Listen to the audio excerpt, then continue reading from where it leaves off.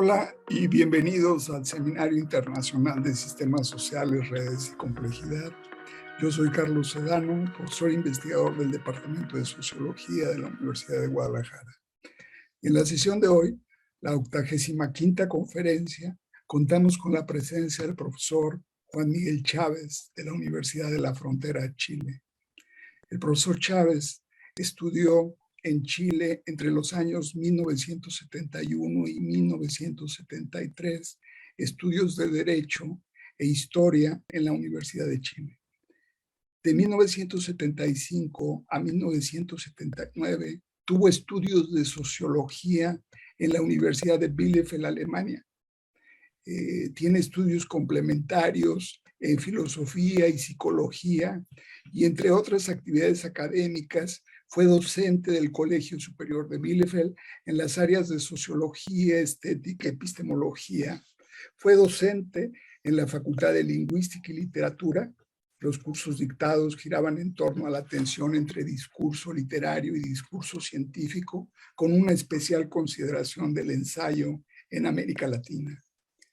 En 1994-95 regresó a Chile y desde aquella fecha es docente en el área de teoría sociológica. Su programa de investigación desde aquella fecha hasta ahora ha girado en torno a las siguientes dimensiones: teoría sociológica, pensamiento latinoamericano y teoría de la intervención en contextos de modernidades periféricas. Con motivo de la reciente publicación hace apenas un año de su artículo "Aprovechar la contingencia para intervenir, posibilidades y desafíos de la intervención a partir de la contingencia", escrito de manera conjunta con Francisco Múgica de la Universidad Católica de Lovaina en Bélgica, hemos invitado al profesor Chávez a una conversación sobre su trabajo. Doctor Chávez, bienvenido al seminario. Nos da muchísimo gusto tenerlo con nosotros y me gustaría, en la primera parte, que nos pudiera platicar sobre cuál es el trasfondo de este artículo, qué hay detrás de este artículo tan impresionante, tan brillante y tan interesante. Ay, profesor, muchas gracias por la presentación y por las invitaciones. Para mí un motivo de profunda satisfacción académica ser invitado. He escuchado mucho hablar del coloquio, del seminario, y, y en realidad también ofrecer mis disculpas porque esta invitación proviene, si mi memoria no me engaña, ya desde marzo, pero he estado involucrado intensamente en un programa que me pareció extraordinariamente meritorio de los colegas también sociólogos Darío Quiroga y Alberto Mayol, con mucha presencia pública. Es un diplomado en sociología y bueno, me ha tocado en ese diplomado pasar desde Marx, la romántica, la ilustración y terminar con teorías posmodernas, de hecho a través de Luhmann. Entonces ha sido un despertar, profesor y estimados participantes, de todo lo que ha sido prácticamente a lo que yo me he dedicado. Entonces, cuando usted me invita tenía que postergar por esas razones. Han sido 18, 16 grabaciones de un programa extraordinario y muy democratizante, en tanto es para la población que se inscribe, de acuerdo a los criterios, por supuesto, que existen. Entonces he estado involucrado en eso, y cuando usted me plantea la conferencia, en ese momento para mí era imposible, y por eso he preferido en esta oportunidad hacerlo en términos coloquiales, y la interrogante que usted me plantea es precisamente lo que este artículo me ha significado también hacia atrás, y por eso que fue una situación de multiesquizofrenia estar trabajando en las tres cosas. Dicho eso, lo que yo quisiera contarles, antes de comenzar esta exposición, y que en otra oportunidad, profesor, tenga yo la oportunidad ya de entregar una conferencia cerrada sobre lo que han sido mis trabajos en esto, y a partir del tema de la intervención. Solamente un elemento muy biográfico, por mi biografía, mi compromiso político. Yo salí exiliado en el año 74. El tema de la intervención, en ese tiempo no se hablaba de intervención, pero estábamos todos inmersos en la semántica del cambio social, del cambio revolucionario, la transformación total, de las contradicciones fundamentales, secundarias, etcétera, etcétera. Sobre eso algo diré. Entonces es un tema que siempre me tocó y siempre asociado a la dimensión de verdad. Se cambia algo porque se concibe que está insatisfactoriamente estructurado y en nombre de la verdad se cambia. Y hoy día, con los desarrollos que tenemos, precisamente uno de los conceptos más cuestionados es el concepto de verdad. ¿Apelar a qué para realizar cambios o intervenciones? Así que es un tema que a mí me evoca muchas pasiones y también mucha nostalgia y hasta melancolía, pero bueno, siempre mirando al futuro. Yo para el día de hoy, todavía pensando que podía hacer una exposición, me desocupé recién hace 2 días, había seleccionado 2 citas para ustedes, para tratar de mostrar a través de una cita la complejidad analítica de cuando nos enfrentamos a fenómenos sociales, ya sea para mejorar la teoría o para mejorar la realidad. Y normalmente la trayectoria siempre fue del trabajo intelectual, bueno, mejoro la teoría para cambiar la realidad. No tan así en el medioevo, pero seguramente con la transformación que vive la sociedad moderna, el Renacimiento hacia adelante, verdad y cambio están estrechamente vinculadas. Les traje una cita de un gran latinoamericano, Ingenieros, y se la voy a leer, por favor. Dice: es justo que se admire a las obras de los grandes ingenios, pero ello no obliga a suponer que supieron lo que era imposible saber en su tiempo. No confundamos la admiración retrospectiva con la adhesión actual. Seamos generosos de la primera y avaros de la segunda, pues admirar lo pasado no significa castrar lo venidero. Sonriamos de bien grado o de buen grado ante alguna filosofía que, como los antros de los oráculos antiguos, solo tienen de maravilloso su oscuridad. Celebremos el ingenio de los que pretendieron despejar ciertas incógnitas, pero confesemos que crearon otras mayores con el pretexto de aclarar las primeras. Estas citas se las he traído porque mi trabajo, y eso lo hemos conversado un poquitito con el profesor Sedano, en relación a Luhmann y otros grandes profesores que tuve, nunca fue de un uso axiomático, sino que yo desarrollaba preguntas y problemas que, por supuesto, la misma academia me entregaba, pero también la vida, y en función de esas preguntas fundamentales, yo interrogaba las grandes teorías, y en función de problemas también grandes. Hoy día seguramente el tema ecológico es uno de los fundamentales, pero en aquellos tiempos estaba el tema geopolítico, el peligro de la confrontación atómica, etcétera, etcétera. Entonces, mi uso de las teorías nunca ha sido en el sentido de tomar un corpus y después usarlo hipotético, deductivo, y caer en lo que yo siempre he llamado, en homenaje a ese gran marxista Martín Nicolaus, en una coreografía hegeliana, que fue el problema del marxismo. Entonces yo empecé a cuidarme si las coreografías nos llevan a rozar el infierno o derechamente al infierno, y después quedar como sobreviviente o como náufrago, entonces cuidado, pero que la cautela, la prudencia no convierta nuestra actitud intelectual y ética en una pereza, en una cobardía, pero tampoco un exceso de audacia que nos lleva a la locura. Entonces yo siempre traté de equilibrar esto, y por eso les traje esta cita que a mí me hizo mucho sentido. La leí en situaciones muy difíciles y dije, oye, pero esto no vale solamente para las teorías, esto también vale para la vida humana, para nuestro comportamiento.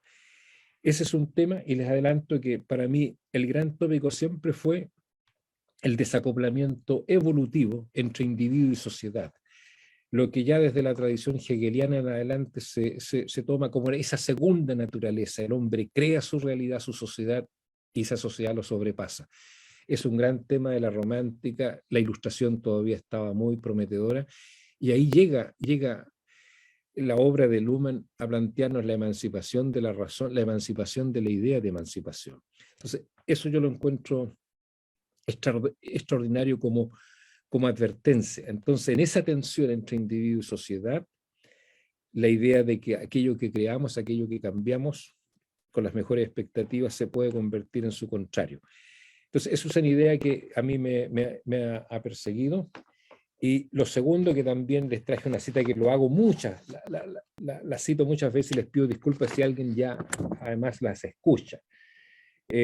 Parafraseo a Freud y a Ferenczi cuando dice que ni los mismos individuos conocerían el alcance de sus propias intenciones. La mente, nos dice, rechaza el malestar emocional, elaborando mecanismos de defensa que limitan drásticamente la comprensión consciente de la gente. Y Ferenczi agrega ya el año 14, atención, cuidado, que los sistemas filosóficos que intentan explicar todo el devenir del mundo y no dejan ningún lugar residual no solo a lo irracional, sino ni siquiera a lo que es temporalmente inexplicable, están emparentados con los sistemas delirantes paranoicos, los cuales se caracterizan por la tendencia a explicar racionalmente a través del mundo exterior sus propias pulsiones irracionales interiores. Fin de la cita o del parafraseo. Entonces, esta idea de que la realidad, como la teoría siempre se nos presenta incompleta, esa no es una invitación a no hacer el trabajo en el concepto y en la captura de lo real, pero cuánta cautela hay que tener. Por lo tanto, en esta idea del desacoplamiento evolutivo entre individuo y sociedad como algo irreversible, porque imagínense lo que sería una identidad plena entre individuos o entre individuo y sociedad. Sería la dictadura completa. Entonces, a partir de esa problemática, de ese desacoplamiento, fui avanzando hacia interrogar desde la teoría sistema ese problema, pero también desde el marxismo, desde la hermenéutica y desde la fenomenología social. Y ahí, para poder responder eso, y eso lo tengo que decir porque tiene mucho que ver con cómo he desarrollado la problemática de la intervención, planteé una heurística, una estructura, una arquitectura para interpelar a todas las teorías o las grandes corrientes. Y es la que yo distingo como el primer nivel o el nivel en que uno se pregunta metateóricamente, epistémicamente, cuál es la operación fundamental que cada paradigma ofrece como explicación de cómo se construye o reproduce lo social, en el fondo cómo se traza ese límite. Aquí el teorema más importante es el teorema de la emergencia, de que estamos más allá de los individuos, la sociedad está más allá, más acá de los individuos.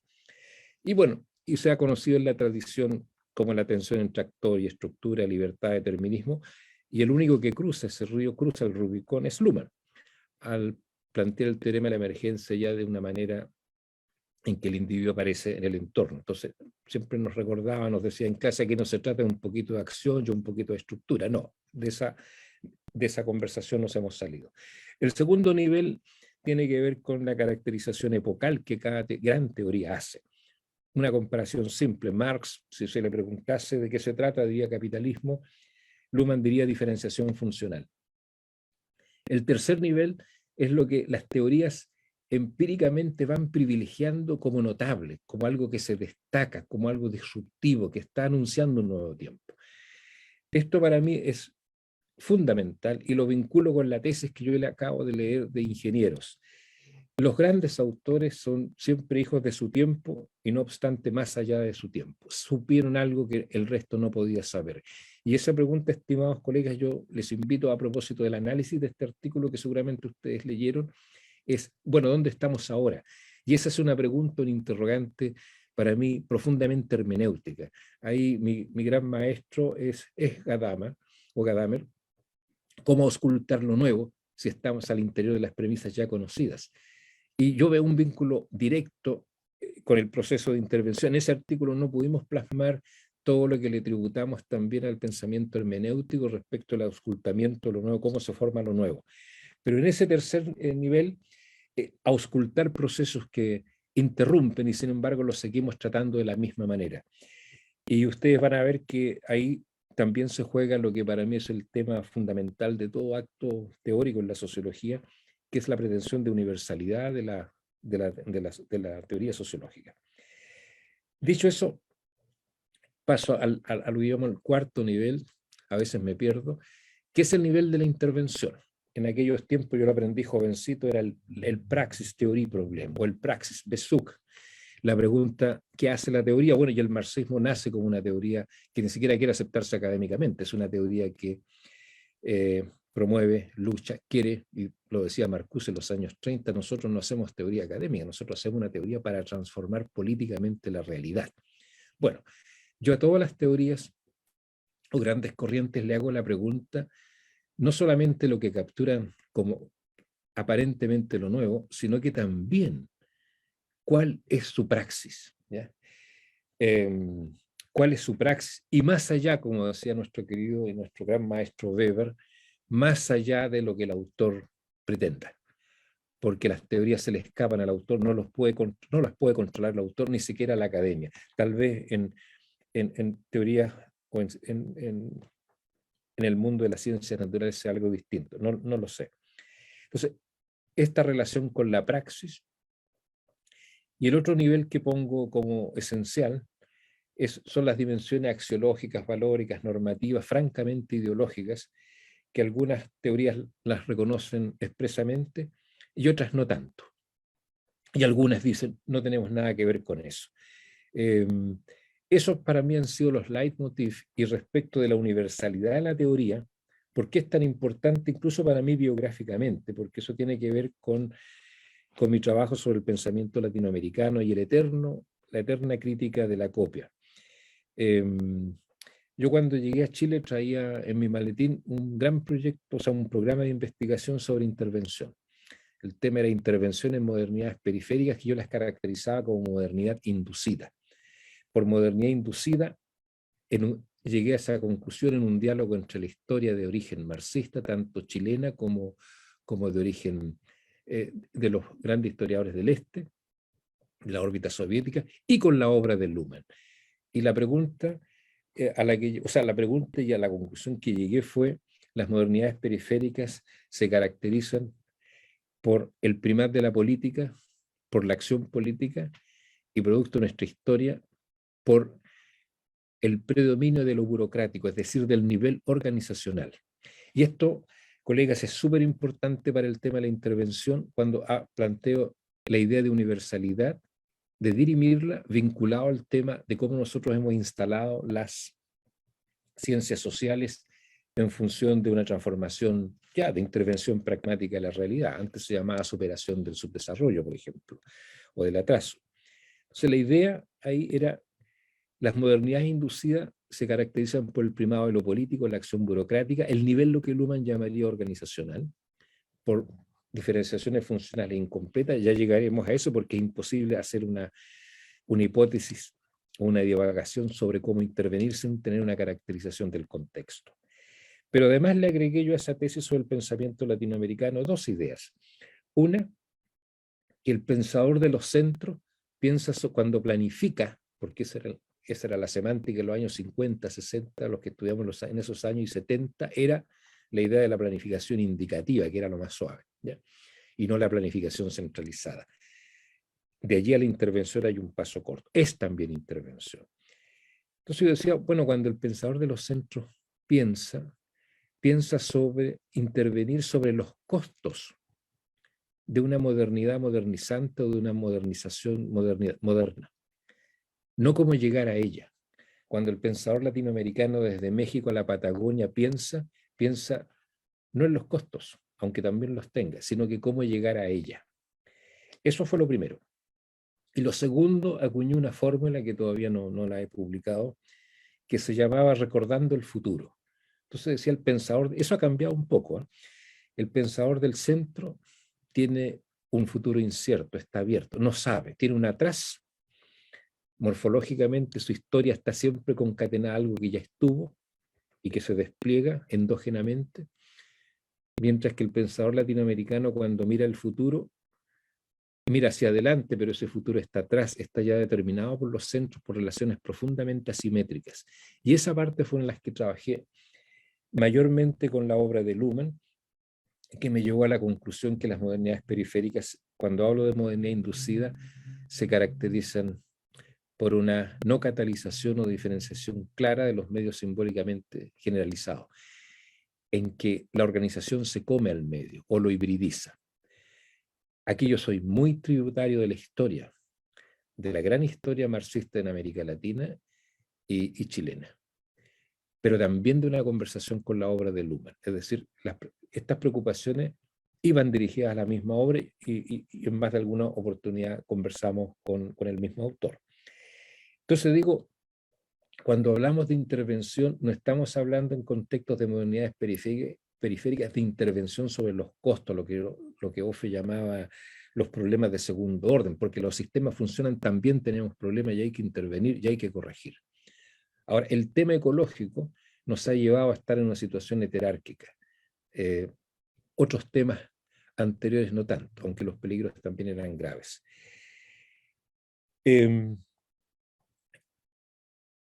lo que me preocupaba en ese momento era, bueno, cómo hacer intervención en una modernidad con modernizaciones incompletas. Y por ahí tengo un viejo texto que decía, sin modernización vamos a la dictadura, y por la misma presión, lo que se llamaron las dictaduras de modernización. Y con modernidad sin modernización es cuestión de tiempo que lleguemos a ella. Eso fue, para no extenderme demasiado, el marco general, o sea, la preocupación existencial de la que yo partí y cómo fui procesando las teorías para decir qué nos pasa en América Latina, y también con comparación con los centros. Y el otro foco de estudio, se lo comentaba el profesor Sedano, fue intentar hacer una lectura ya sistémica, no del derrumbe del socialismo, porque en los tiempos que nosotros conversábamos esta cosa, en los años 70 el socialismo era una propuesta en el horizonte bastante vigente, solamente para algunos que vieron muy claro se trataba de algo que iba a erosionar, iba a sucumbir. Y la pregunta que nos hacíamos, respetando nuestras propias tradiciones y trayectorias, no jugando al renovado ni faltando el respeto usando la palabra converso, porque esas son palabras mayores, simplemente aprendiendo y procesando desde la teoría de sistema, generé la interrogante, bueno, ¿por qué tiene problemas el socialismo real? Y a la conclusión que llegué, utilizando la teoría de los medios simbólicamente generalizados y la gradiente complejidad que va desde interacciones, organizaciones, sistemas funcionales, sociedad mundial, que el avance de la órbita soviética, o sea, los grandes progresos, más allá de que no lograron una descentralización democrática, transformar el valor de cambio en valor de uso y más aún con participación democrática, no lo lograron. Nosotros sabemos que los costos no fueron solamente económicos, sino que humanos. No se puede negar que en su trayectoria la transformación evolutiva desde la economía y la política fue extraordinaria. Entonces me hacía la pregunta, ¿y por qué está frenada? Y ahí divagué, y esa divagación terminó, nunca la he podido desarrollar más allá, en que precisamente el mundo del socialismo real se quedó en la gradiente de complejidad, limitando al nivel organizacional.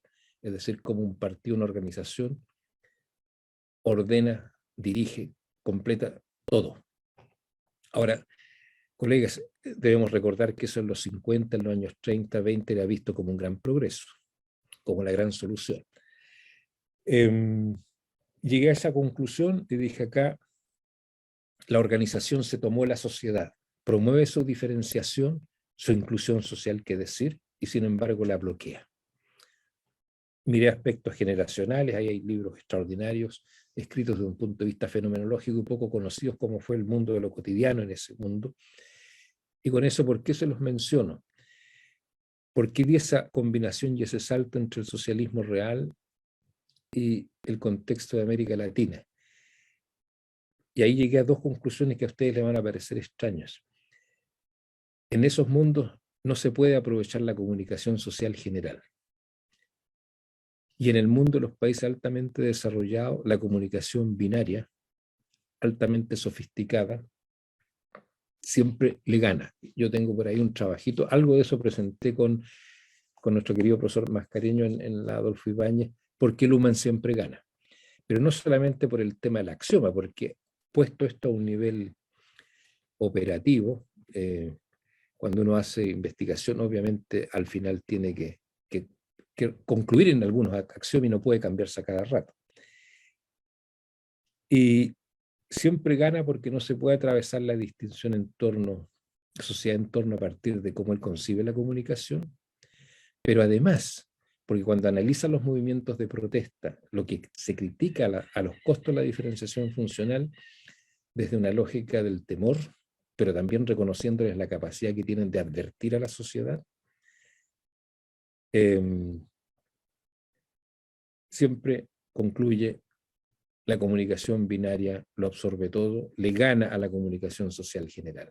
Entonces yo comparaba y decía, a ver, en América Latina, si bien tenemos una comunicación política burocrática predominante, esa comunicación social general difusa, no institucionalizada, sí es una gran reserva. ¿Ya? Lo dejo hasta ahí, porque lo quiero sintetizar de la siguiente manera. Cuando entré al tema de la intervención, lo entré por los acoplamientos estructurales. Y acá ustedes, esto lo conocen, no lo voy a repetir, los acoplamientos estructurales al interior de la sociedad. Después desarrollé la idea, porque está en una de las clases de Luhmann, los acoplamientos estructurales respecto del entorno material o natural de la sociedad. ¿Qué se podría hacer ahí? Y claro, ahí hay un desafío, y yo creo que en algún tiempo se conocerán los trabajos de Aldo, yo alcancé a escucharlo, cómo atravesar esa distinción, porque lo voy a resumir así súper simple, y voy a repetir frases de Luhmann, me disculpen, cuando nos decía, bueno, uno puede hablar sobre los pájaros y sobre los árboles, pero no puede hablar con los árboles. Y en ese sentido, en los últimos años recién me ha interesado mucho el tema de la biosemiótica. Es algo que he comenzado a trabajar con alguien que ya tiene mucho camino recorrido en la Universidad de la Frontera al respecto, que es el profesor Otazo. Yo ahí estoy aprendiendo recién, pero me quedé con la idea acoplamiento de estructura al interior, que es lo que ustedes conocen en el artículo, y qué pasa con su entorno, al exterior. Y sobre eso he estado trabajando mucho tiempo. Ahora, solamente quiero mencionarles o recordarles cómo yo los entiendo. Y voy a leer esta parte. Los acoplamientos estructurales reducen la complejidad entre el sistema y el entorno en la medida que seleccionan, privilegian determinadas fuentes de irritación respecto de otras. Los sistemas acoplados entre sí provocan perturbaciones recíprocas, las cuales en los sistemas respectivos pueden ser percibidas y tal vez aprovechadas como oportunidades para la construcción de estructuras de expectativas. Y esto es lo más importante. No debe entenderse, sin embargo, que los acoplamientos estructurales se desarrollen como una estrategia de compatibilidad por parte de los sistemas funcionales para impedir bloqueos y malestares recíprocos. Los acoplamientos estructurales son reconocibles como una huella actualizada en la evolución de los sistemas sociales y como una condición necesaria para la permanente coevolución de los sistemas funcionales diferenciados. Y ahí me surgió una pregunta para la intervención. ¿Y cómo empujar estos acoplamientos estructurales? Por el momento, abandono la relación sociedad-entorno-naturaleza, donde hemos trabajado sobre el tema ecológico, hacia afuera. Nos volvemos hacia adentro, digo, ¿desde dónde empujarla? Y ahí estaban las respuestas de Wilke y Teubner. Luhmann es extraordinariamente escéptico de la intervención, pero sí sabemos que Luhmann siempre aprendió, era un eterno aprendiz, lo conversábamos recién con el profesor Sedano. Esa fue una conclusión. ¿Cómo conformar esos acoplamientos estructurales, pero de dónde empujar? Entonces, en ese momento fue para mí vital trabajar la obra de Habermas respecto de cómo, desde su comprensión, pueden ser sobrepujados, presionados procesos de corrección. Sería largo explicarlo, solamente después voy a volver sobre eso. Y el segundo punto, y eso sí lo quiero leer, estábamos en los acoplamientos estructurales, hacia adentro, hacia afuera. El tema era aprovechar la comunicación social general, difusa. Bueno, en ese tiempo estaba bastante engreído y decía, presentado todo esto, nuestra posición busca zanjar, qué pretencioso, este debate tanto al interior de la teoría de sistemas como respecto a las críticas provenientes de otros paradigmas, al intentar abrir una viabilidad analítica y empírica, recurriendo a lo que para nosotros constituye el atributo fundamental del sentido, como es su dimensión reflexiva, presente en toda comunicación social general y no solo propia de los sistemas funcionales. Esto, queridos colegas, era bastante arrogante. El proyecto era algo así como del sentido de la sociedad mundial. Entonces, nuestro punto de partida estaba dado por la distinción entre comunicación subsistémica y comunicación social general, y por la tesis de que la sociedad no se reduce a un conglomerado de esferas funcionalmente diferenciadas, sino que mantiene su cualidad emergente y autónoma frente a estos, precisamente por la comunicación social anclada en el lenguaje y estructura reflexiva del sentido, materializando su despliegue en los más diversos tipos de sistemas sociales. Ahí reconstruíamos a Wilke Teuner y habíamos usado, perdón, se los digo de inmediato, una fórmula respecto de Habermas.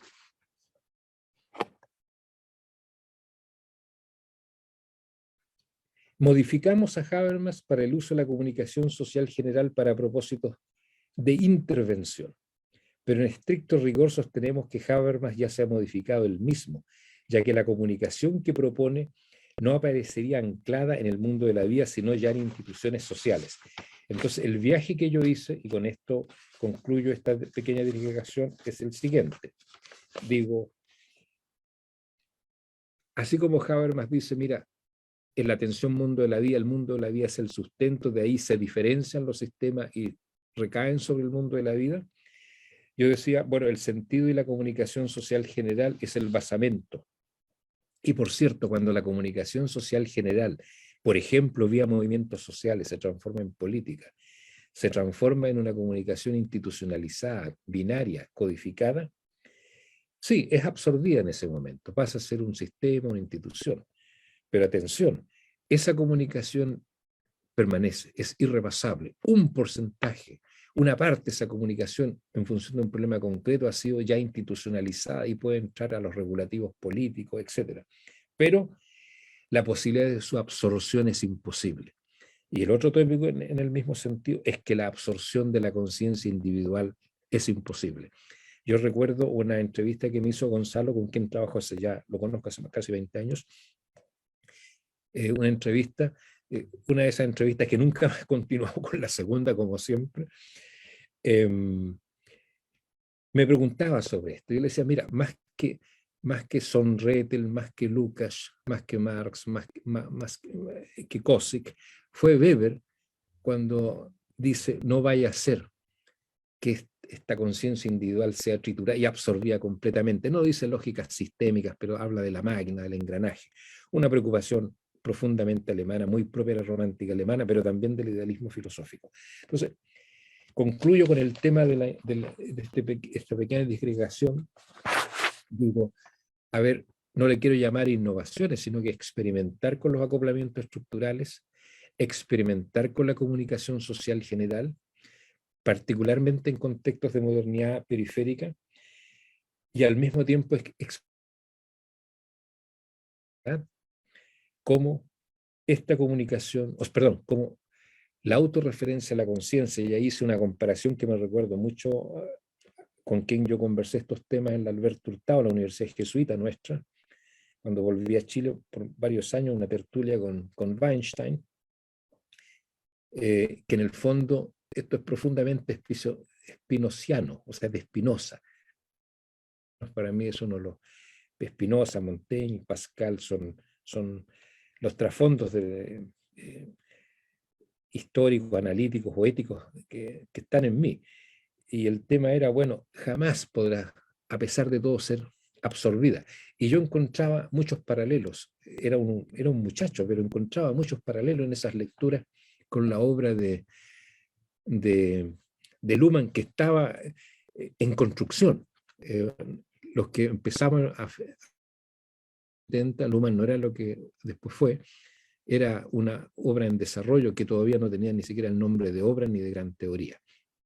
Entonces, si recapitulo, intervención remite, bueno, ustedes conocen todo esto, qué significa los supuestos, la diferenciación funcional, etcétera. La discusión está donde se trazan los límites, cómo se trazan, pero nadie va a cuestionar algo tan empírico como eso. Por lo tanto, desde ese punto de vista yo siempre leí, y a mí me sorprende mucho cuando hablan de la teoría de sistemas de Luhmann como esotérica, porque siempre la consideré profundamente empírica. Y por eso que me abrió una vía al tema cambio social, intervención. Bueno, quiero cerrar esta primera parte eh, con con estos alcances y recordar a propósito de los niveles algo que para mí es crucial en el tema de la intervención en modernidades periféricas, que es el tema de la pretensión de universalidad. Por ejemplo, ¿cuántas discusiones en América Latina hemos tenido de que una teoría no vale porque fue generada en otro contexto? Eso le pasó al marxismo. Si uno va a Rodó, va al siglo XIX, yo recuerdo muy bien las discusiones se llamaba, bueno, los autores eran Gavino Barreda, que lo estudié mucho, lo leí mucho, llegué de Gavino Barreda hasta Leopoldo Sea, pasando por Ezequiel, Isaac Chávez, entre otros, y siempre era el tema de la copia. Ese tema está en Lastarria, en Chile, está en Rivadavia, en Argentina, como un cuestionamiento a lo universal. Entonces, en el caso del marxismo era fácil decir, bueno, acá no tenemos proletariado industrial, ¿de qué validez del marxismo vamos a hablar? No tenemos modo de producción capitalista. Bueno, todos recordamos la discusión de los años 60, de la teoría de la dependencia 60 y 70. Y el reproche a la teoría de sistema es, bueno, si en América Latina no hay diferenciación funcional, ¿por qué tendría que valer una teoría así? Y mi respuesta ha sido siempre que eso está puesto a un nivel epocal. Si hay capitalismo, es una pregunta empírica. Si hay el capitalismo de Marx, si hay la diferenciación funcional de Luhmann, es una pregunta empírica, no invalida la teoría, porque la pretensión universal de la teoría radica en la operación que propone como constitutiva de lo social, y eso se llama comunicación, y en Marx se llama trabajo. Y donde hay trabajo y sociedad, donde hay comunicación hay sociedad. Ahora, ¿qué carácter asume la diferenciación funcional? Bueno, esas son las preguntas eminentemente empíricas. Profesor Sedano, yo creo que lo dejo hasta aquí ya, o tengo todavía... Caray, pues extraordinaria esta pregunta que hice sobre qué hay detrás. Hay un detrás gigantesco. Por eso prefiero dejarlo, porque ya estoy en Santo Tomás de Aquino. Pero hay varias cosas muy atractivas de lo que detrás de este artículo. Muy atractivas. Por supuesto, la intervención parte de problemas o de intereses. Sí. Es decir, siempre que uno va a intervenir, le enfrentan a uno un problema o ciertos intereses, sobre todo en las organizaciones. Es cómo atender problemas en las sociedades contemporáneas, en nuestras modernidades periféricas, y cómo se han atendido también en sociedades anteriores, sociedades, digamos, estratificatorias, medievales o segmentarias, las más primitivas, y cómo las enfrentamos ahora, cómo enfrentamos ese problema de los intereses y de los problemas, por una parte. Una segunda parte tendría que ver con 3 criterios que utilizó que me parecieron brillantes, es decir, la utilización de modelos lógicos axiomáticos basados en la contradicción y, por supuesto, los basados en paradojas. Existe, digamos, criterios de distinción de estas 3 formas de la misma manera que lo histórico para la resolución de problemas. Uy, qué pregunta. Yo tentativamente le diría que no, que todo está en un probar, y usted habló algo, o sea, que es clave, que se nos olvida a menudo, que es la dimensión de los intereses. ¿Con cuánta profundidad y con cuánta velocidad los intereses articulan un entramado social del cual uno no se puede deshacer, ni siquiera sabe que está en él? Entonces, yo ahí, profesor, vuelvo simplemente a una cuestión súper humilde. Estamos tratando de mejorar algo de la teoría o algo de la realidad, sabiendo que la teoría es parte de la realidad, pero sabemos que es una sociedad diferenciada, que la teoría no anda caminando por las calles ni nada de eso. Pero ahí, ¿sabe? Yo a lo que recurro, si usted me hace esa pregunta, a la tradición hermenéutica. Escuchar, escuchar y mirar. Podemos hacer un montón de metodologías, de transformaciones hasta didácticas del problema, pero siempre se nos va a escapar algo, y eso tiene que ver con la experiencia y con la cautela.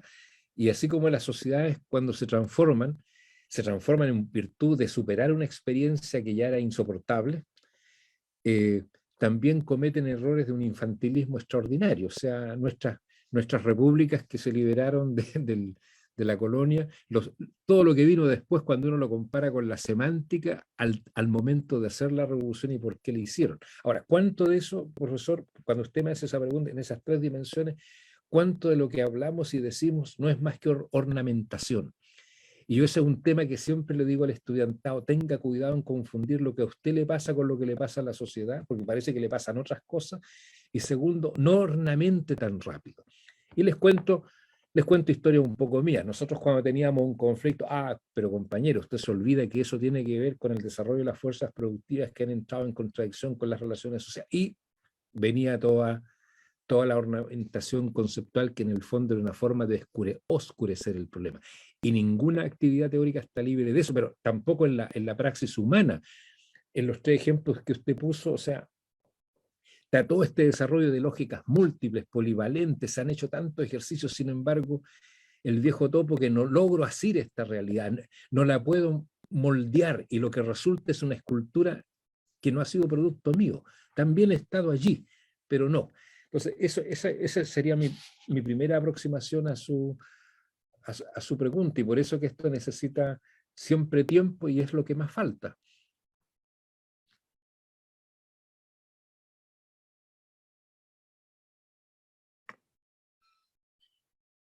Y estas formas de resolver problemas en la sociedad moderna, en la sociedad estratificatoria y en la sociedad segmentaria, difieren mucho realmente.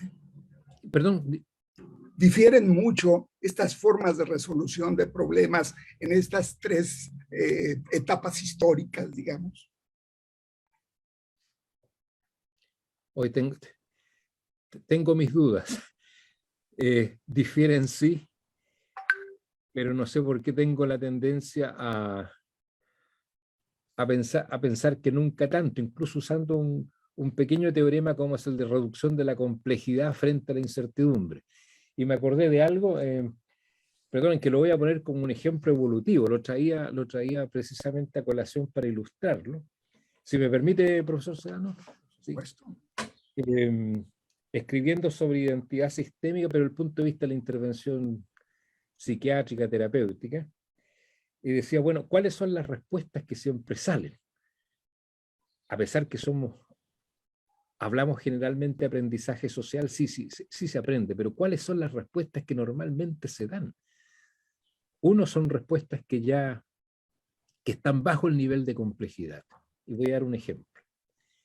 Y segundo, el estar probando permanentemente. Esto me recuerda mucho a Popper, cuando ahí nosotros decimos aprovechar la contingencia, cómo somos modificados. Bueno, cuando uno estudia teoría del conocimiento, ¿cierto? Sabe cómo uno modifica cómo se modifica el observador en el proceso de observación.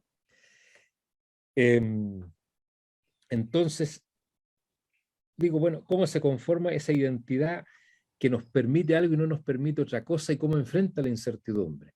Y voy a dar un caso. Primero voy a leer la parte, digamos, teórica, que son 5 líneas, y después el ejemplo histórico, ya que usted hizo la comparación con sociedades anteriores a las sociedades diferencialmente. Ya. Dice, recordemos, la identidad de un sistema es la unidad de su diferencia, es decir, la diferencia entre sistema y entorno, la que el mismo sistema realiza para poder diferenciarse de su entorno, distinguirse a través de operaciones continuas y recursivas. Surge un entramado recursivo, nos afirma. El sistema en ese proceso adopta o genera identidad como una forma de autodescripción de sí mismo, obviamente, y también no menos obvio por relación a su entorno respecto a lo que no es. Esta identidad en forma de autodescripción es posible transformar en un punto de contacto de operaciones sistémicas. O sea, la idea de no usar la identidad como cinturón de protección, de inmunidad o de impunidad.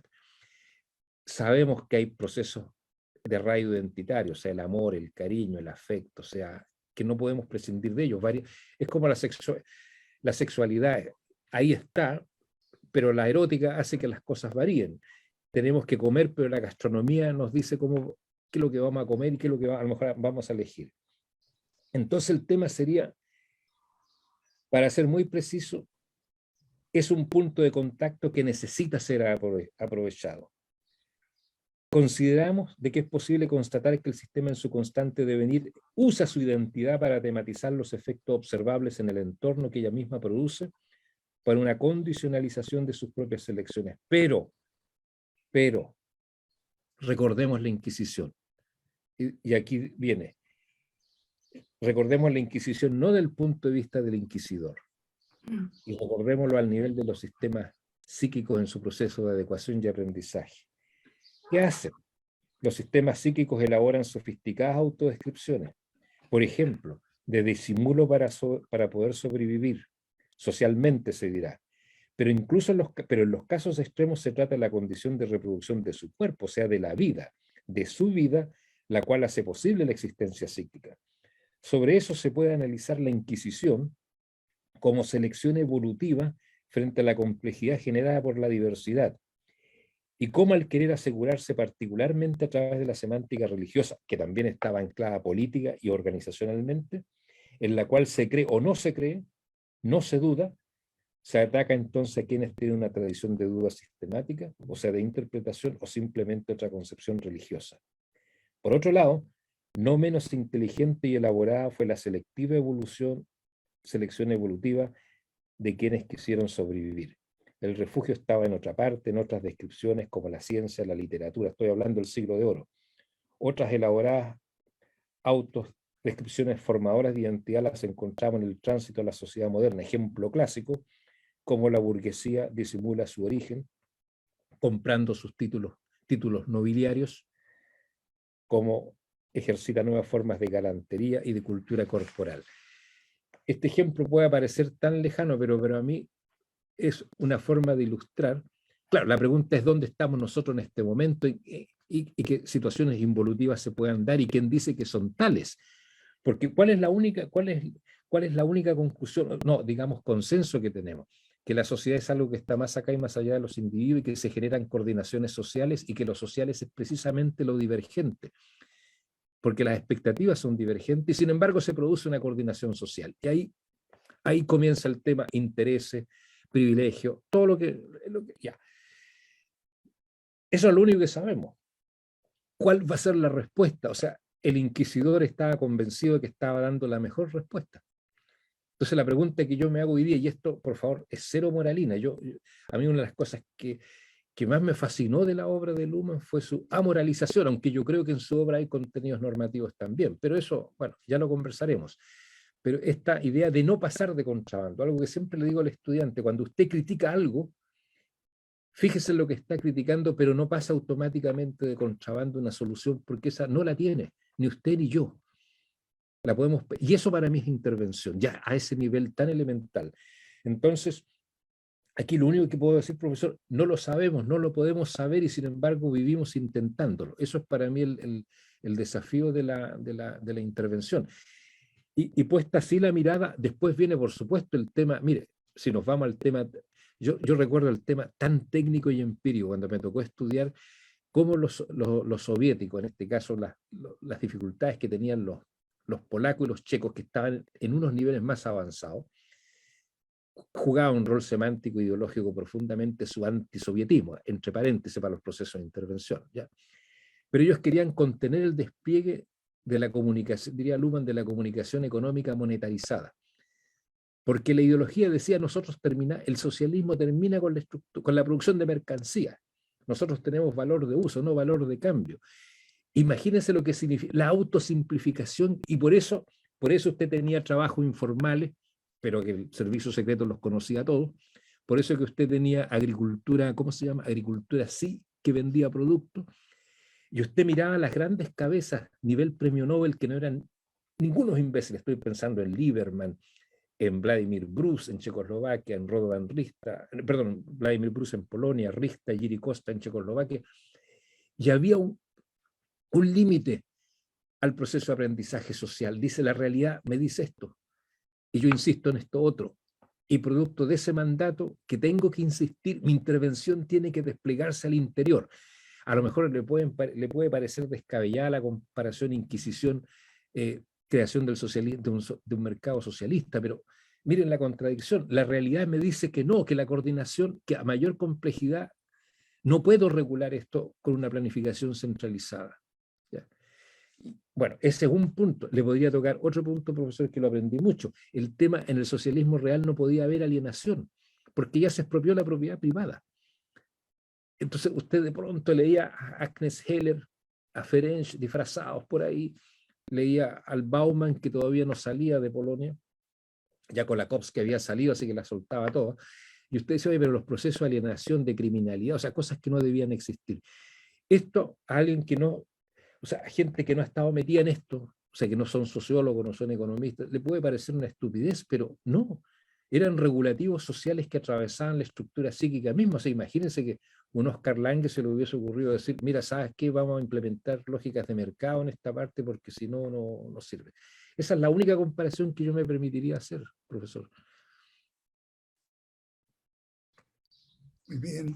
Tenemos unas preguntas que nos ha hecho Rafael Alvear Moreno.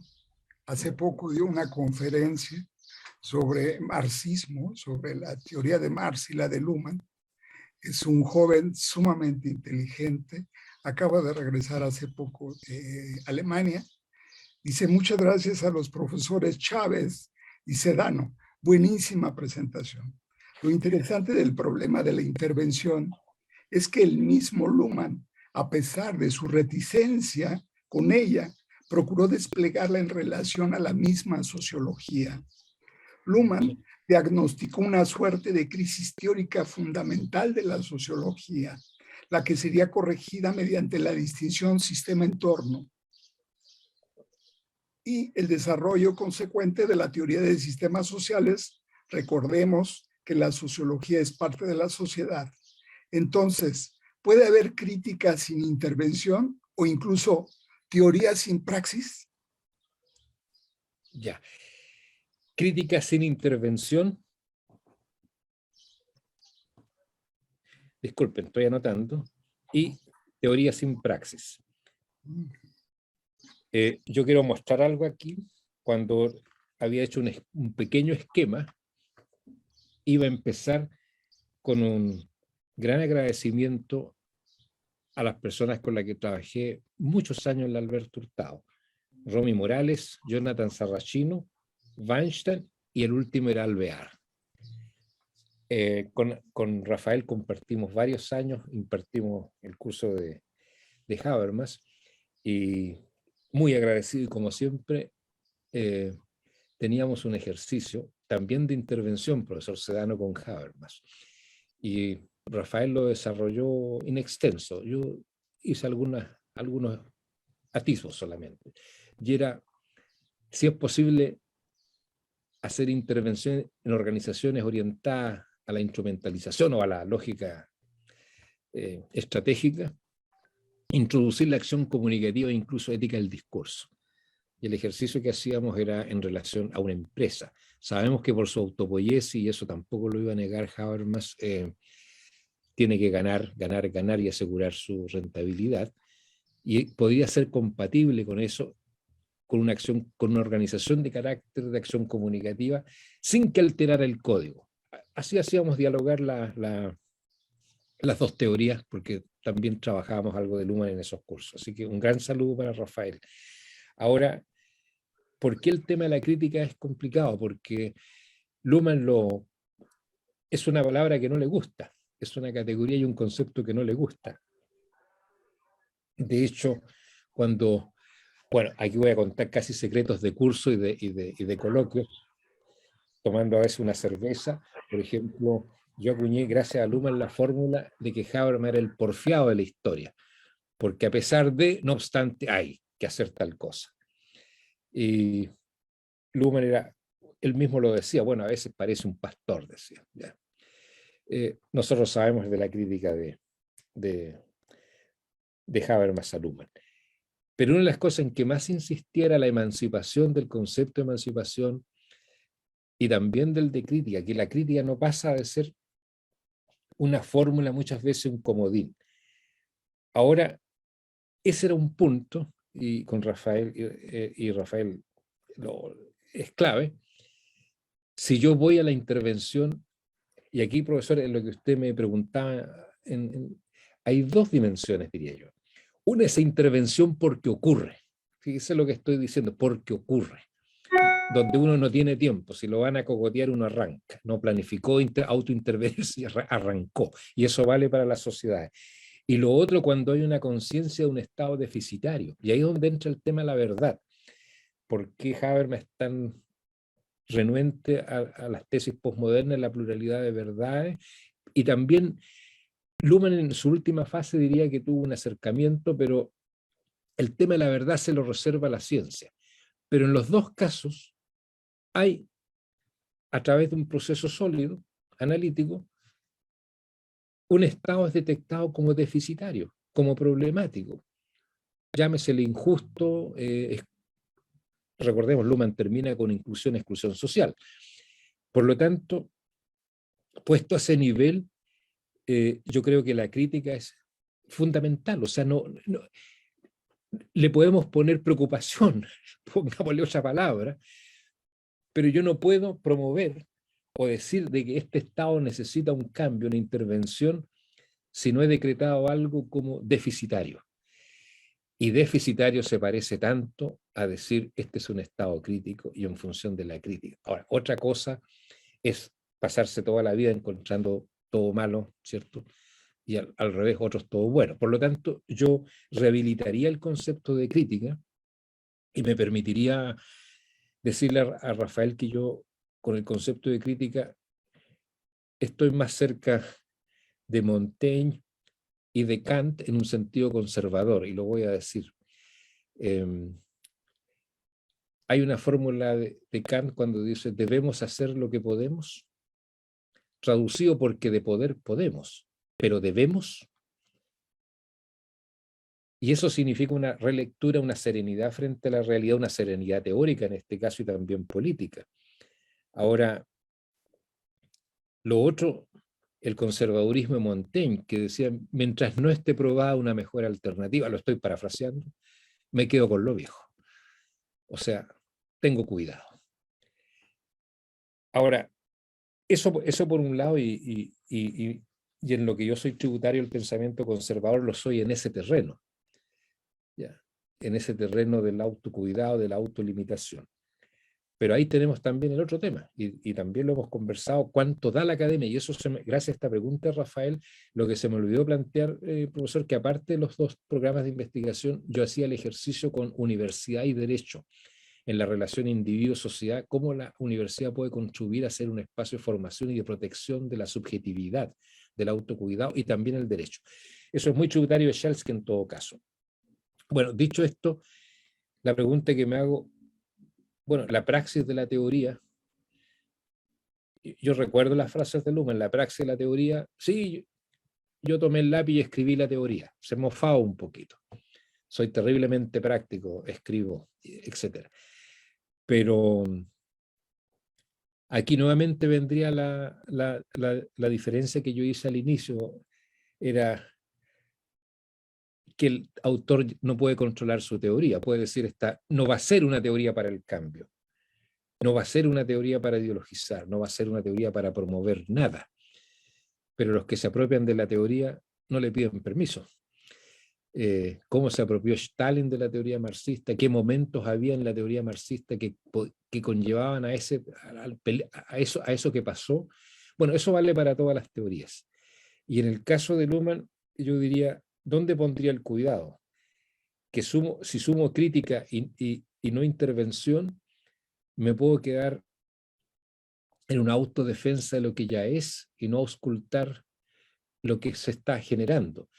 Y en ese sentido, Rafael y participantes, yo tengo un trabajo que no ha sido nunca publicado, donde trato de reconstruir dimensiones altamente normativas, ideológicas en la obra de Luhmann, y llego a una categoría que yo la encuentro fundamental en su obra, que es la categoría del temor, y la categoría del temor siempre está muy a la par de cuando registro incertidumbre. Pero no estoy hablando del temor en un sentido meramente psicológico, sino que del cuidado. Y yo creo, y esto es una explicación, colegas, un atrevimiento de lo que logré conocer de la tradición cultural filosófica alemana. Después de la Segunda Guerra Mundial, la gente quedó bastante curada de los intentos, de las radicalizaciones. Sí, llega el 68, pero con empleo pleno. Es un problema cultural. Había alguien a que acusar, ¿ya? El mismo despliegue de una sociedad moderna democrática genera esos problemas. De pronto la sexualidad es un lujo, o sea, es un problema porque es un lujo, etcétera, etcétera, etcétera.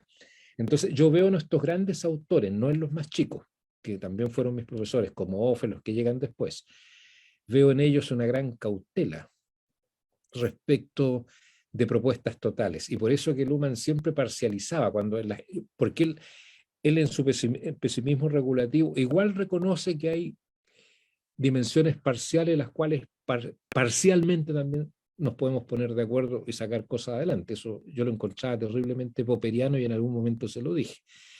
Esa sería mi divagación frente a esta pregunta. Ahora, yo no haría el intento, eso lo digo con mucho respeto, de transformar una teoría en algo que la misma teoría dijo que no quería hacer.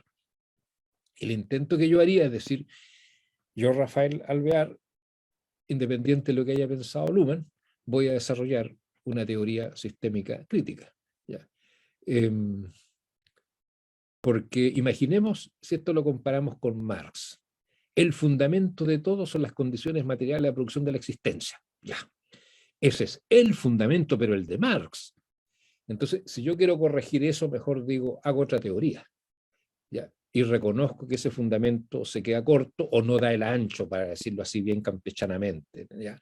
Bueno, eso sería lo que yo me atrevería, pero yo rehabilitaría, Rafael, el concepto de crítica no solamente en Marx, sino que en Kant, y miraría algo que hemos conversado en alguna oportunidad sobre Gehlen también, ¿ya? Cómo se cierra lo crítico y sin embargo termina siendo terriblemente crítico.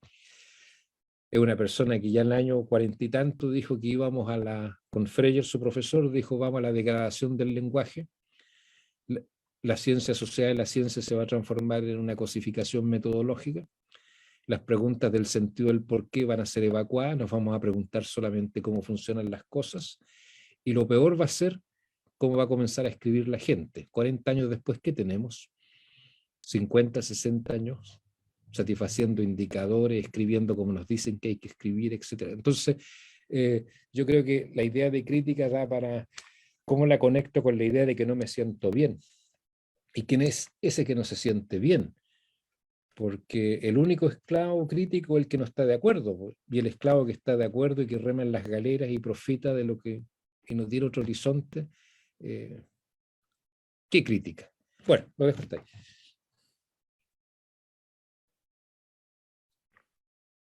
Tenemos otra pregunta de nuestro querido y estimado Sergio Pignorio Campo de la Universidad de Buenos Aires. Siempre en duda, siempre en deuda. Qué honor poder volver a escuchar al gran maestro Miguel Chávez. Gracias, profesor Carlos Sedano, por permitirnos este lujo. La exposición nos convoca a reflexionar con tal profundidad que las preguntas sobrevendrán más adelante. El solo concepto de comunicación socialista es insurreccional. Muchas gracias por su lucidez, profesor Chávez. Un fuerte abrazo a ambos desde Buenos Aires.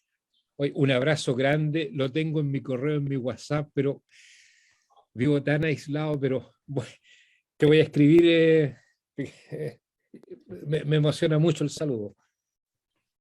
Claro. Jaime Otazo Hermosillo. Jaime Otazo dice, es un gran privilegio escuchar al profesor Chávez exponer de una manera tan sintética y tan clara los resultados de su reflexión y de una investigación tan rigurosa en lo teórico, pero que no renuncia a la escucha atenta de la realidad social en la que le ha tocado vivir. Jaime Otazo Hermosillo. Muchas gracias. Poncho dice, profesores, gracias por la charla. Me gustaría pedirle al expositor si nos puede comentar algo sobre la formación universitaria en sus tiempos y cómo ve la situación actual. ¿Quién pregunta, por favor? ¿Cómo ve la formación universitaria en sus tiempos y cómo la ve ahora? Ya. Bueno, ahí vamos. Cómo cuidarse de que todo tiempo pasado fue mejor, pero no es así, porque uno se fija en el modelo de Humboldt y se olvida que en el siglo XVII y XVIII, los estudiantes se acuchillaban en la universidad, ¿ya? Y no se drogaban, pero consumían alcohol, etcétera. O sea, era, como diría Calvino, lo más alejado de vivir en la fe. Casi, por lo tanto, me voy con cuidado. O sea, lo que pasa es que donde yo estudié es una universidad que para aquellos tiempos no era alemana, porque es una universidad nueva. ¿Por qué digo que no era alemana? Porque el gran Chelsky, a ver, viene el biólogo Driesch, vitalista en los años 20, su discípulo es Hans Freya, el primer sociólogo de la técnica y de la ciencia. Discípulo de Hans Freya es Gehlen, todos lo conocemos. Discípulo de Gehlen es Chelsky, y no discípulo de Chelsky, pero sí un colaborador y protegido, fue Luhmann. Chelsky descubre a Luhmann en una conferencia en Speyer y dice, esta persona es de otra inteligencia. Hay una línea. Lo digo esto, y lo interesante que Driesch fue biólogo y Luhmann viene casi a la Patagonia a tomar a Varela y a Maturana y reingresa la biología. Ahí tengo una cosa que un día se las podría exponer, que se llama De Leipzig a Bielefeld y Santiago de Chile, ida y vuelta, donde miro esos trayectos. ¿Por qué menciono esto? Pues bueno, salvo Luhmann, porque todos estos muchachos fueron nazis, lo cual fue lo habitual, todos muy en la tradición de Fichte, ¿ya? Y Chelsky reconoce después de la Segunda Guerra, dice, nos embriagamos con Fichte porque, bueno, el tema de que no éramos occidentales, no éramos modernos, el camino único. ¿Por qué cuento esto? Porque Chelsky, con todo ese pasado, decide crear una universidad y la promueve él mismo, y la crea en Bielefeld. Y es una universidad de investigación reactualizando el modelo humboldtiano. Y olvídense las críticas, o sea, pleno años 50, 60, crear una universidad con un proyecto humboldtiano renovado, cuando el modelo universidad era el modelo norteamericano y el francés no podía ser por todas las disputas, pero en ningún caso podía ser el clásico alemán antiguo. Ahora la historia siempre, la huella de la historia pesa. Por lo tanto, a pesar de todas las innovaciones, la universidad clásica alemana en los años 50, 60 tiene mucho todavía en los años 20, 30. Pero la Universidad de Bielefeld se crea como universidad de investigación. Y eso significa que, para usar la expresión de Humboldt, la clase es resultado de la investigación o de lo que el profesor reflexiona. No estamos hablando de proyectos de investigación, estamos hablando de investigar, de reflexionar. Entonces, hay una tensión entre ciencia y profesión y la transformación pedagógica. Cuento corto, esa universidad en las áreas de ciencias sociales era de muy pocos cursos. Los semestres duraban entre 7 o 8 sesiones, 3 meses sin clase y después 10 sesiones. Había una diferencia entre el profesor titular que dicta una clase rigurosa, una secuencia de conferencias concatenada en función de una pregunta y un problema, donde también se le exige qué dice usted, no lo que usted repita. Tenía que dar ese curso. Y después estaba el seminario, donde éramos poquitos, 20, 30. Yo alcancé a estudiar cuando éramos 100, después era facultad, además, sociología. Era la única facultad de sociología del mundo, no era departamento ni carrera, era facultad. 100, 200 cursos por semestre. Entonces la lógica era, quiero ser muy sociólogo organizacional en eso, las notas no tenían que estar puestas en julio. Si usted, por ejemplo, no estaba listo, yo nunca voy a olvidar un trabajo que me tocó, estructuras matemáticas en el Capital, y lógico matemático, y trabajaba el Capital con el profesor, éramos 7, 10 personas.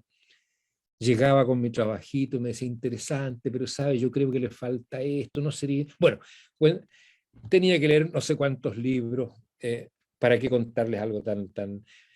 aunque sea biográfico, lo que les quiero decir, esa universidad se acabó. Esa universidad del seminario, de la tesis en que eran tesis, y no un artículo en que uno cortaba y pegaba, todo eso se terminó. Yo fui a Bielefeld hace 3, 4 años, había paro porque se pasaba lista. porque se pasaba lista. Yo llegué a Chile alegando por qué se pasa lista de asistencia, salvo que usted esté en un laboratorio. Entonces, lo primero que le diría, esa universidad estructurada en base a ciencia y profesión tenía un impacto profundo en la pedagogía y el insinuar la creatividad. Segundo, fue una universidad que le quitó el estatus tan poderoso al profesor titular. La universidad, la facultad y las escuelas se organizan en función de centros. O sea, centros no centros como los entendemos, sino que la mejor traducción sería grupo de estudio. O sea, más punto central. Entonces, un grupo era teoría donde no estaba solamente Luhmann, ahí había varios profesores, sociología de la ciencia. Entonces, todos sabían quién era el profesor titular, que estaba, ¿cierto? Tenía sus ventajas, pero uno no ser ayudante del profesor. Eso es lo que les quiero decir. Había una congruencia, evidentemente un marxista radical de la teoría crítica no iba a tratar de trabajar con Luhmann en sociología de la ciencia, eso más o menos obvio. Pero no era eso de que el profesor titular decide qué se hace o no se hace. Eso es un tema que sería largo de explicar, democratizó, horizontalizó un poco la relación, es un gran incentivo a la creatividad. Y lo otro, recordarles que cuando les cuento la historia de Bielefeld no es el Bielefeld que fue después ya de los 90 en lo que es hoy día. Era una universidad muy potente, pero muy chica, ha estado siempre en los primeros lugares, y se debe a ese modelo. Pero ese modelo, desde el plan de Boloña y todo lo que conocemos hoy día con la ultradidactización, ultraprofesionalización, qué es lo que está pasando en los mercados laborales, se acabó. Por ejemplo, tendría que contarles muchos ejemplos. La relación era muy heterárquica, la discusión era... Bueno, y lo otro, tal vez lo más llamativo que siempre cuento, cómo profesores de distintas versiones compartían una clase. O sea, a mí me tocó clase en que dos profesores con posiciones pero no diversas, sino que absolutamente contrarias, y eso lo obligaba a uno a un ejercicio mental bastante forzado, porque todo lo que el profesor A decía, el profesor B le decía que no era así. ¿Ya? Y eso para mí fue tal vez la impronta, pero creo que Shelsky lo puso en el mandato de la universidad: pluralismo metodológico, democracia cognitiva por mandato institucional, no simplemente porque a alguien se le ocurriera, pero tendría que verlo. Oye, me hacen una pregunta, yo he trabajado sobre el tema de universidad que me lleva, sería infinito. Doctor Chávez, hay un punto en el artículo que usted publica que me pareció sumamente interesante. Es ante la imposibilidad de que un sistema social represente o movilice a toda la sociedad en su conjunto, hay una especie, digamos, como de un orden social que se constituye ya no en base a un consenso valórico, sino a partir de una coordinación por indiferencia. ¿Y qué sería esta distinción quizás entre Habermas y Luhmann, que siempre ha sido tan valiosa? ¿La sociedad se orienta por consensos o es más fácil pensar en orientaciones por disensos? ¿Y podría constituirse una sociedad por disensos? Es decir... Es un viejo tema que me persigue, y aquí recurro a Rafael, y podría mencionar también a Francisco y otros que han sido, Rafael no, pero una gran mayoría cercano al paradigma sistémico, muy críticos de mis insinuaciones, porque aceptando la coordinación por indiferencia, como decía un viejo obispo chileno, todavía me cuesta creer. Ya, me cuesta creer de que una sociedad pueda desprenderse completamente de un etos cosmovisional, y voy a ir de a poco hacia allá. Yo creo que el acierto de Luhmann fue haber dicho, mira, aquí hay coordinación por indiferencia. No obstante la indiferencia, se producen las coordinaciones y hay estabilidad. Ese es un acierto porque no se pensaba así. Y yo creo que empíricamente es así. Y aquí quiero recurrir también con quienes compartirle a Alberto Hurtado, porque siempre la historia es una madeja, uno tira y salen muchas cosas, pero también personas. Las historias son de todos para que no sean de nadie. Yo, de muchas de estas cosas que escribo, profesor, las he ido desarrollando y conversando con la gente con la que he compartido. en esta fase de la que usted me preguntó ha sido fundamentalmente con personas, con colegas o jóvenes del Alberto Hurtado. Y aquí recuerdo a Jonathan Sarracino, que nunca terminaba un trabajo que yo había empezado a hacer que en los años 20, que se decía, ¿por qué a los marxistas nos cuesta tanto la economía? Y llegábamos a un punto en común, el artículo se iba a llamar Niklas Marx, Karl Luhmann, porque veíamos dos consensos. Uno, en el teorema de la emergencia, cada cual lo responde a su manera, pero en Marx claramente dice la sociedad no son los individuos, punto, ni la suma de ellos. Y el segundo era la indiferencia. Lo que pasa es que para eso Marx es alienación.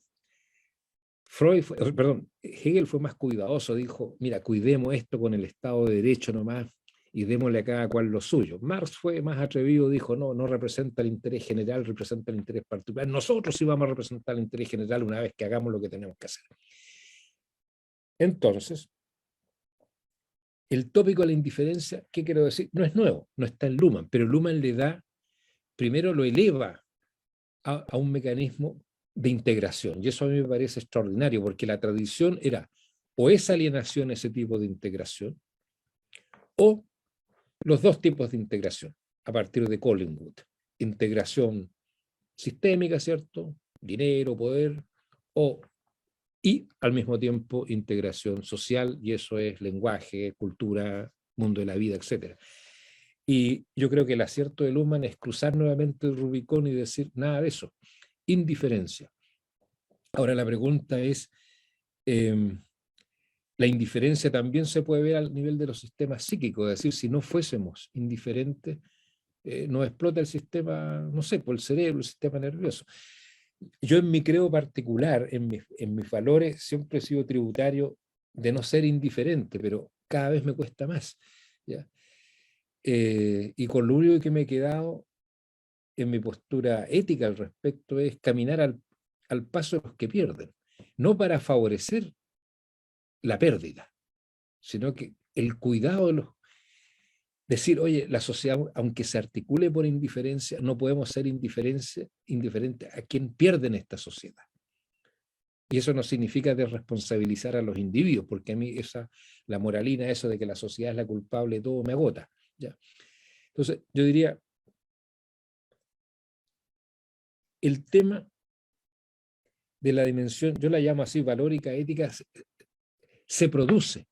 No es la decisión de un teórico. Un teórico nos puede decir, mira, la ética, una observación científica, la moral, sí está todo bien. Pero yo siempre en las clases humildemente hago la pregunta, disculpe que use esa palabra humildemente, que es media tonta, pero les digo, oye, ¿alguien de ustedes puede vivir sin deseos? Sin negatividad. ¿Ya? ¿Y ustedes creen que los sistemas sociales pueden también, a pesar de la tecnicidad del código? A ver, a pesar de la fuerza de la abstracción del código, del medio simbólicamente generalizado y del programa, ¿cuánto más pasa en una organización? Que no es, ¿cómo se llama?, tributaria 100% del código del programa. Un ejemplo simple, ¿cuánto acoso y violaciones hay en una organización jerárquica militar, por ejemplo? ¿Cuánto acoso, transgresión hay en organizaciones altamente formalizadas? Pensemos en los bancos, en un juzgado. Entonces, yo a eso lo que yo le llamo escuchar, mirar, una apertura a eso. Ahora, eso también puede transformarse. O sea, mire, en el tema es que el tema de los valores, a ver, lo voy a llevar a un ejemplo súper crudo que me tocó trabajarlo también con un colega, el Alberto Hurtado, que además es abogado, y donde expuse sobre intervención respecto a organizaciones criminales. Entonces él se extrañaba porque me decía, bueno, Vilke nos invita a respetar la autorreferencia al sistema a intervenir. Y bueno, vino todo el recital. Y además es abogado, una persona que trabajaba. Le dije, ¿sabe?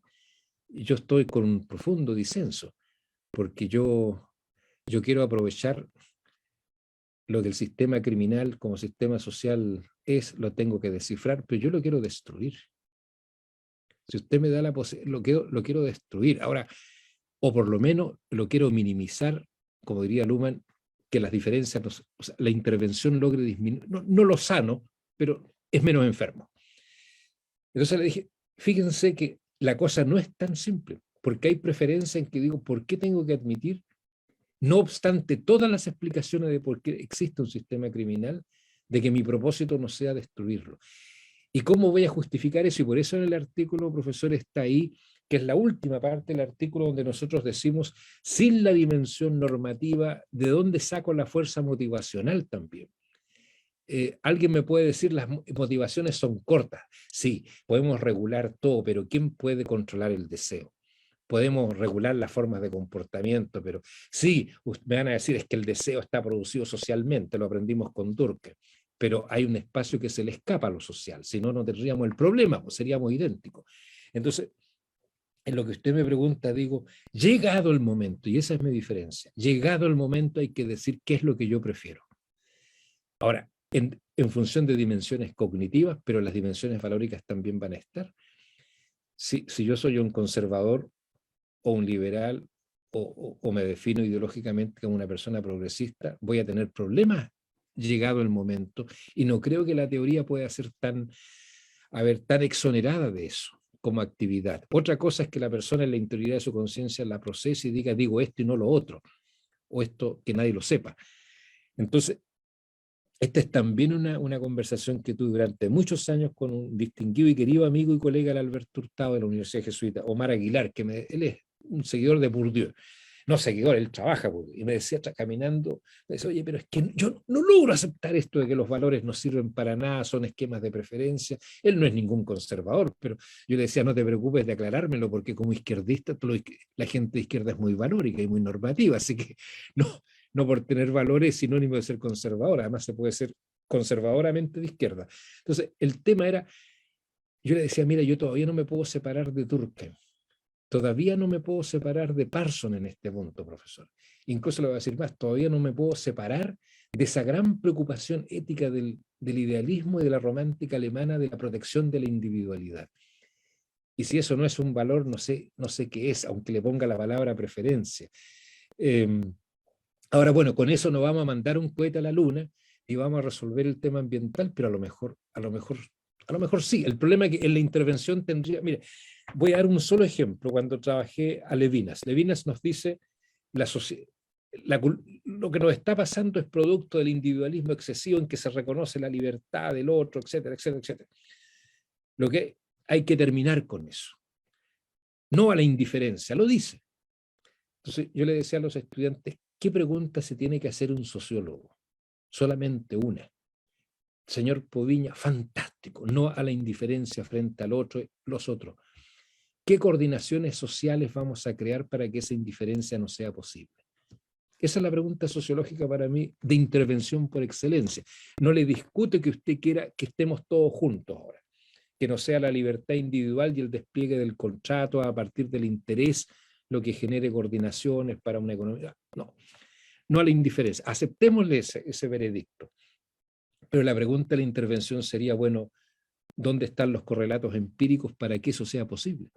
Bueno, y algo que a mí me impresiona bastante, y es que en buena parte el profesor Bilke, que es un experto en planeación y toma de decisiones, es un especialista, es el especialista por antonomasia en Bielefeld, nos esté hablando de esta orientación contextual como modelo de intervención sistémico. Y me parece extraordinario también la influencia que probablemente el profesor Bilke tuvo en el profesor Luhmann para pensar de otra manera el asunto de la regulación y de la intervención.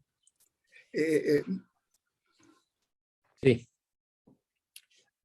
Bueno, yo defino a Luhmann como un aprendiz. Puede sonar un insulto, pero se necesita mucho tiempo para rejuvenecerse espiritualmente en el tema de la investigación, la teoría. Y él lo practicó, o sea, ¿cuánto escuchó?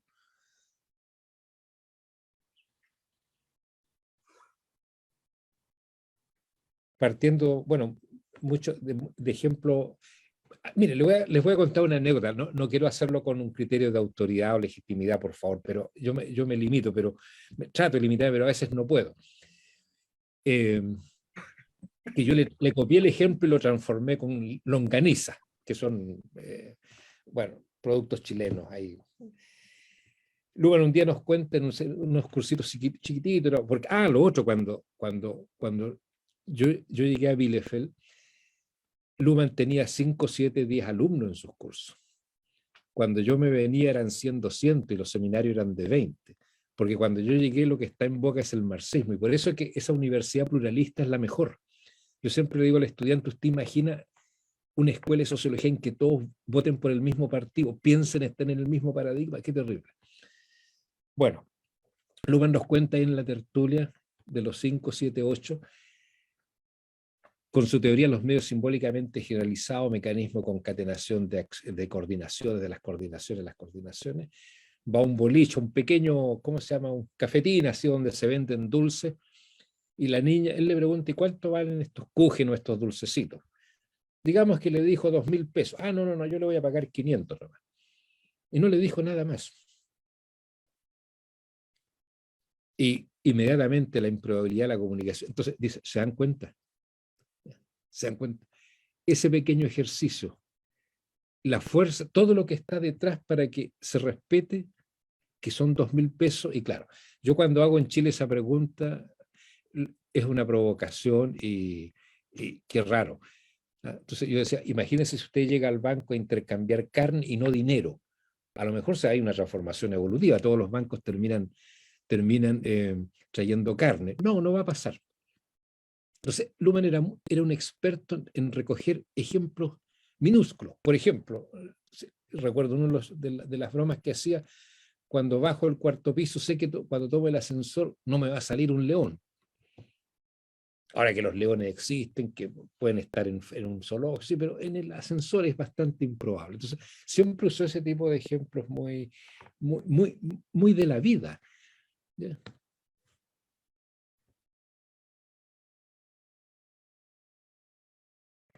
Nuestro muy querido amigo, colega, Javier Torres Nafarrate, dice, al fin se me hizo conocer al profesor.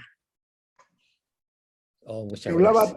Se hablaba tanto de él, por supuesto bien, que siempre me quedó la inquietud de verlo. Hoy muchas gracias. ¿Sabes? Yo lo vi a él cuando él está en Bielefeld. Lo que pasa es que en ese tiempo estaba en el Parlamento, entonces iba exclusivamente a las clases de Luhmann un día, a fines cuando él hace las grabaciones, y nunca tuvimos oportunidad de encontrarnos. Y también me daba pudor, porque mire, yo conocí a Maturana gracias al profesor Arnold, ¿ya? Porque estábamos en la cafetería, yo estaba sentado a una mesa del profesor Maturana y no me daba vergüenza decirle, mire, yo soy chileno, le digo sus cosas.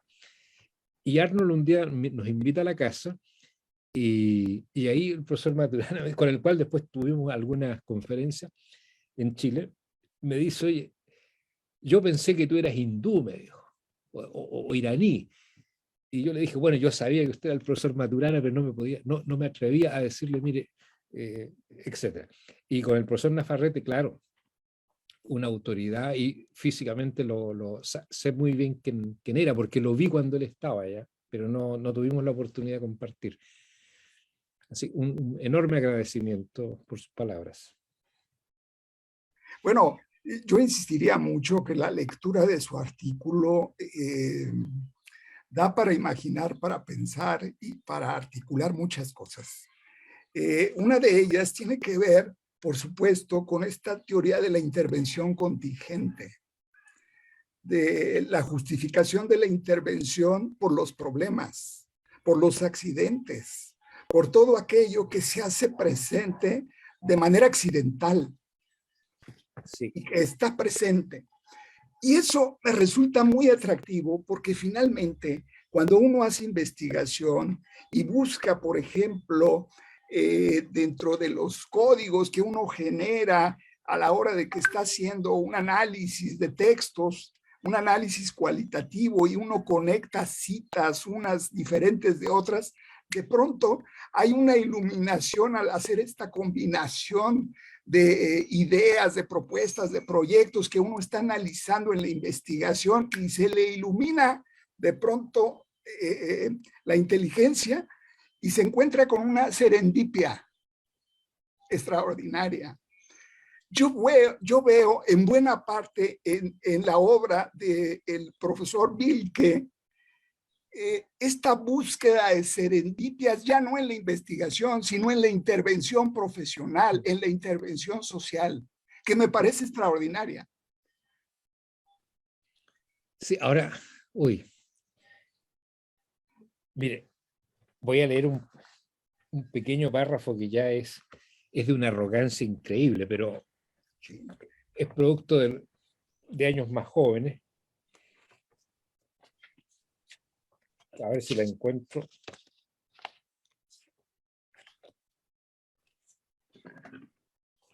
Si me esperan un segundo.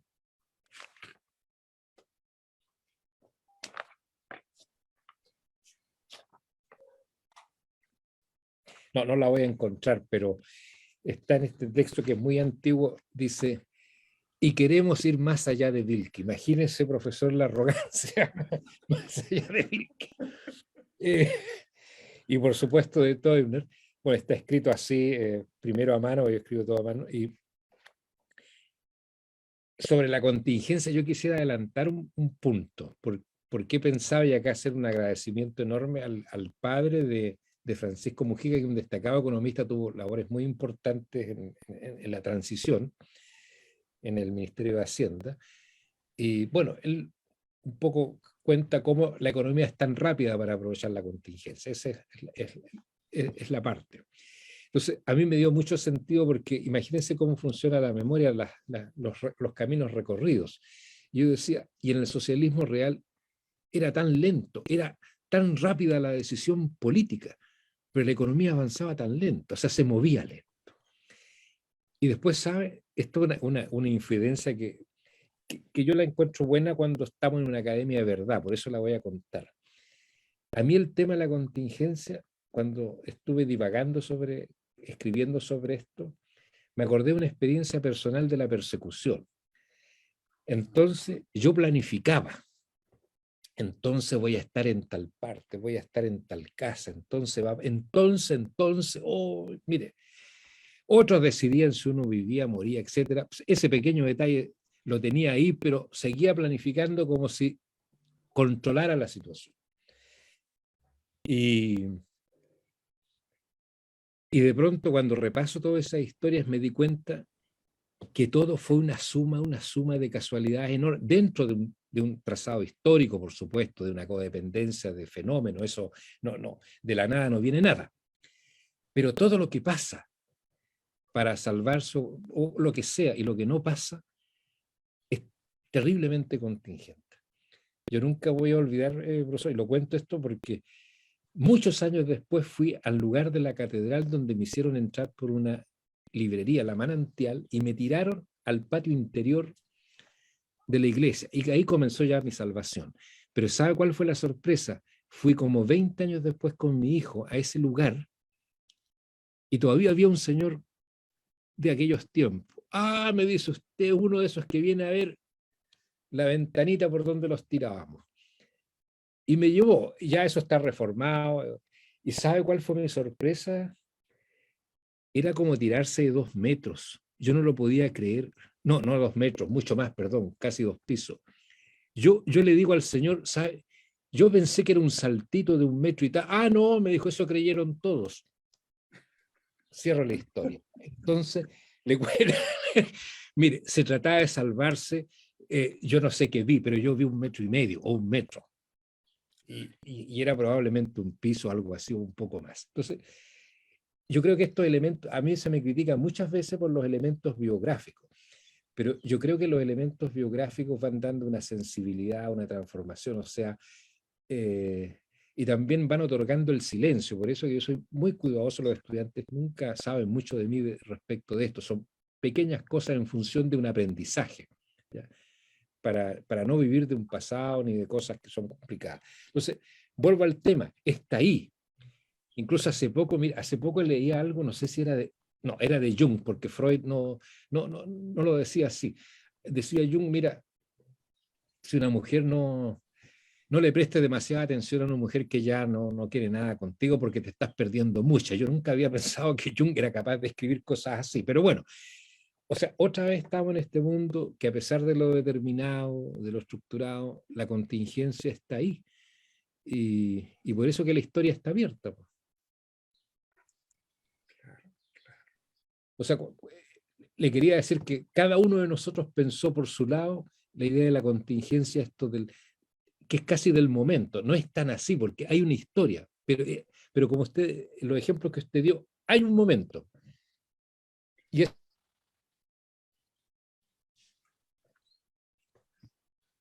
Bueno, pues tenemos otra pregunta, bueno, un comentario. Carlos Medel dice: muchísimas gracias, profesores Chávez, por su gran presentación, y al profesor Sedano por mantener este espacio de reflexión tan atractivo e interesante. Pues, maestro Chávez, muchísimas gracias por su participación en el seminario.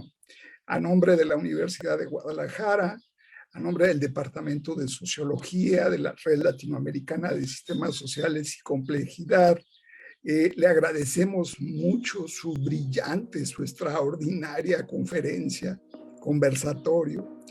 Y gracias también por excederse en los límites personales y profesionales en su trabajo. Muchas gracias. Muchas gracias a usted, profesor, y a todo el equipo, a la universidad, y siempre a disposición y con la mejor disposición.